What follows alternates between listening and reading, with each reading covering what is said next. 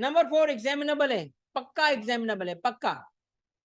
Business में कहता है fair market value of any benefit or perquisite whether convertible to money or not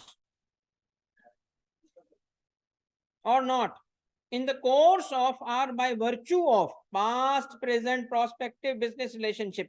अब यहां तक पहले रुको, यही बात तो इनकम फ्रॉम बिजनेस में जो लिखी है यही बात सैलरी में भी थी, मगर एक चीज का फर्क है, वहां रिलेशनशिप क्या था, यहां क्या है।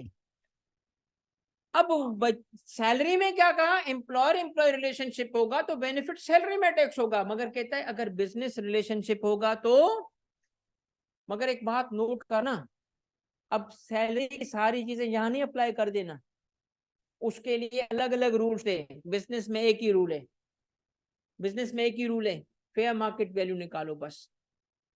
अब इसकी मिसाल सुने, इसकी एक आसान तरीन मिसाल जो तुम लोग देख रहे होते हो इसलिए दे रहा हूं। आप अगर किसी भी शॉप पे जाते हो तो वहां एक फ्रिज रखा होता है पेप्सी का, कोक पेप्सी के फ्रिज रखे होते हैं, ये किसके होते हैं, कंपनी के या दुकान के, किसको दिए गए, बेनिफिट है कि नहीं है, कौन सा बेनिफिट है, सैलरीड है कि बिजनेस है, दोनों का रिलेशनशिप बिजनेस है ना, एक मैन्युफैक्चरर है और एक रिटेलर है, तो मुझे बताओ ये बेनिफिट टैक्स होगा कि नहीं होगा। अब बेनिफिट को कैसे वैल्यू करोगे, दैट्स इट। इसका मतलब है कि बिजनेस रिलेशनशिप में भी बेनिफिट मिल सकते हैं और उन बेनिफिट्स को भी हम क्या करेंगे, कन्वर्ट इनटू करके मनी में वैल्यू करके टैक्स करेंगे। तो कैसे याद करेंगे, क्या कहेंगे बेटा, क्या कहेंगे, बिजनेस रिलेशनशिप के बेनिफिट्स, ठीक है। अब इसमें एक हुआ बड़ा इंटरेस्टिंग केस, और ये पास्ट का था, इस वजह से पहले वजाहत करता हूं फिर समझाता हूं। एक दफा सुप्रीम कोर्ट ऑफ पाकिस्तान के पास एक केस गया और उस केस में उन्होंने इंफॉर्मेशन मांगी। इंफॉर्मेशन थी कि पाकिस्तान में बैंकों से किस किस ने लोन माफ कराया है, बैंक से किस किस ने लोन, कोई ये पुरानी बात है, इसको काफी टाइम हो गया है, मगर सुप्रीम कोर्ट ने कहा डेटा दो, स्टेट बैंक से कहा डेटा कलेक्ट करके दो, किस बैंक ने कितना किसका लोन माफ किया है। पता चला कि उसके अंदर कोई हजारों में थे, एग्जैक्ट नंबर तो मुझे याद नहीं है, पूरे मुल्क में एक काफी नंबर ऑफ ईयर्स भी इन्वॉल्व थे, 50,000 के करीब लोग थे, छोटे बड़े कर्जे। मगर उसमें एक इंटरेस्टिंग चीज क्या देखी गई कि जो टॉप 10% सारे बिजनेसमैन थे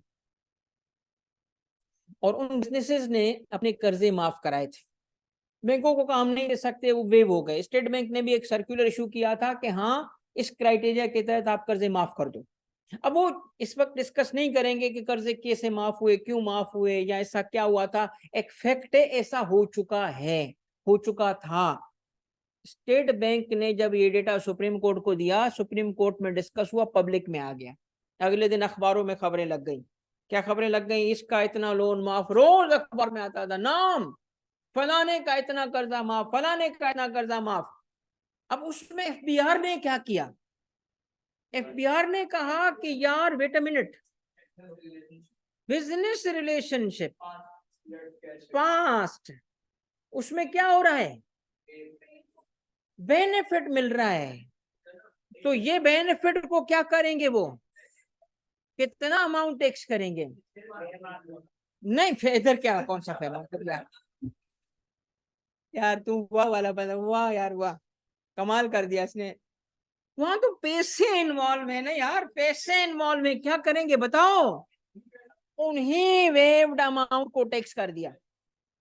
जब टैक्स किया ना तो लोगों ने कहा ये कौन सा, कहाँ कानून में लिखा है, उन्होंने कहा ये कानून लिखो, ये देखो लिखा है बिजनेस रिलेशनशिप, उसमें बेनिफिट आ रहा है।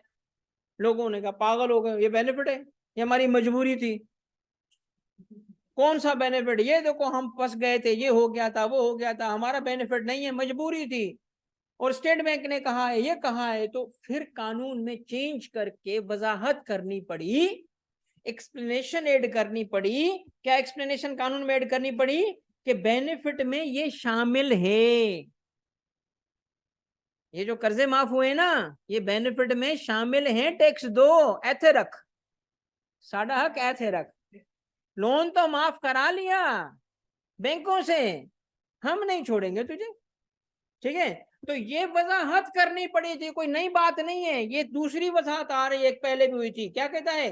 Benefit includes waiver of interest or the loan itself, the debt itself under State Bank circular. ये पुराना था, इस वजह से उसका तज़किरा किया।